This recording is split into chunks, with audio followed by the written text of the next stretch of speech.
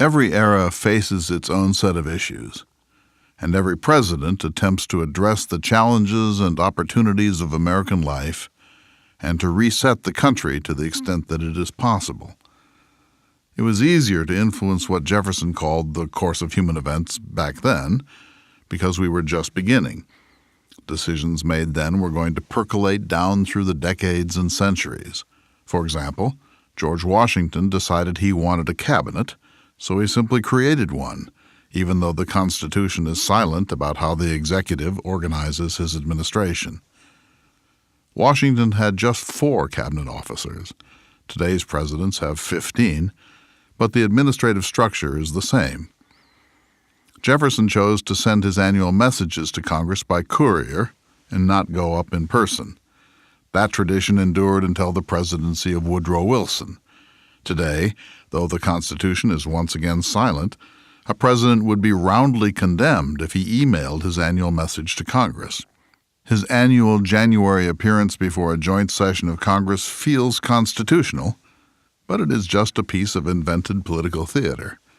My point is that today most traditions are set, baked in, as the pundits said during the election of 2016. A modern president can whittle around the edges, but America is more or less what it is now. Once in a while, a modern president tries to eliminate a federal program, the Department of Education, for example, or something as puny as the National Endowment for the Arts, and almost invariably winds up failing to succeed. Let's look for a moment at the array of challenges our presidents have faced. The 16th president, Abraham Lincoln, wanted to hold the Union together no matter what. That was his sole fundamental purpose, as outlined in his famous letter to Horace Greeley.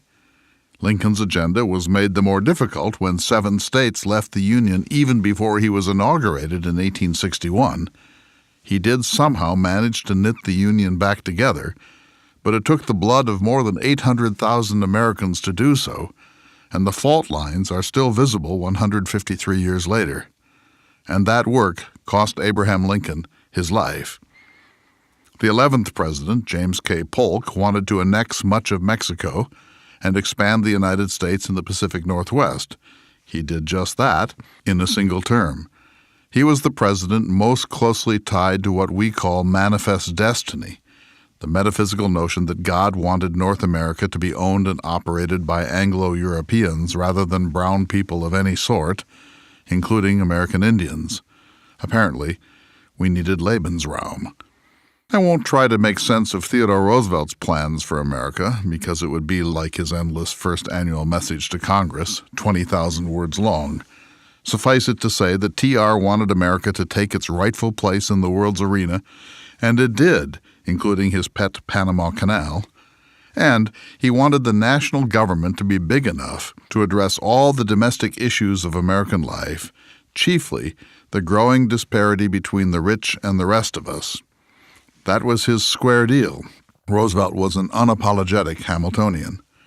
FDR, the 32nd president, faced 2 existential challenges, the Great Depression and World War II.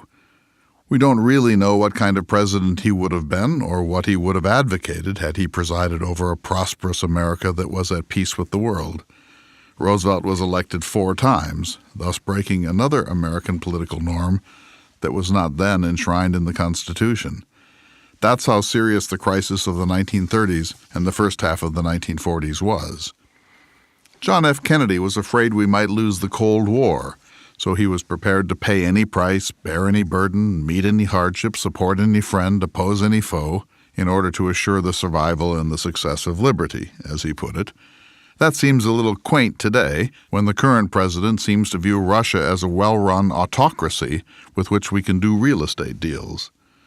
George Herbert Walker Bush, the 41st president, sought a way of winning and winding down the Cold War without touching off chaos and civil wars in all the newly detached satellite nations, and without doing a victory dance that would harden the damaged hearts of the Soviet leadership at one of the most critical moments in modern history.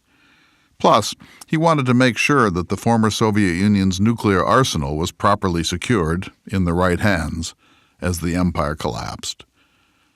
The current president, the 45th, has determined to reset America's place in the world, NATO, NAFTA, international environmental protocols, the China trade, with a sole eye to maximizing America's advantage and repudiating the philosophy of the Marshall Plan, that is, when America helps the rest of the world prosper and maintain order and due process, we wind up being the primary beneficiary.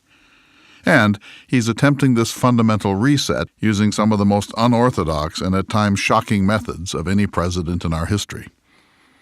I could continue to try to make sense of the challenge agenda of each president, but I want to turn my attention briefly to Thomas Jefferson. He called his election in 1800 the Second American Revolution. Jefferson was not one to throw words around, so he must have meant something important by that phrase. Jefferson faced two challenges as the third president. Remember, he was far upstream of us in terms of American habits and traditions and expectations. He was up near the source of the River of America, up near the Three Forks, while we are downstream from New Orleans in a deep, broad, incredibly powerful river that often feels more like a sewer than a purling mountain stream. Jefferson wanted to reset the size and scope of the national government until it represented the minimum quantity of federal public authority that could protect us from foreign invasion, settle disputes between states, coordinate our international commerce, and hold 17 states together as one confederated nation, at least with respect to foreign affairs. Jefferson wanted to pare down the national debt as severely as possible, get rid of it altogether, if possible. And that's it. Feeble though it was, he felt that the U.S. government of the first two presidencies, George Washington and John Adams, was already too big, intrusive, and self-aggrandizing, and it needed to be whittled down immediately before it was too late. Jefferson rightly understood that it would soon be too late, and when we look at America in the second decade of the 21st century, we realize how woefully too late it is now. America, with its hundreds of military bases around the world, its gargantuan national debt, its leviathanic regulatory system, its willingness not just to do those things that a national government must do, but tens of thousands of things that are merely desirable.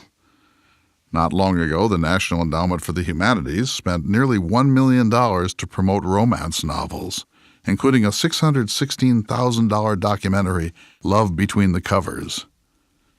We spent $1.9 million for lifestyle coaching for Senate staff and $1.5 billion for the maintenance of vacant federal buildings.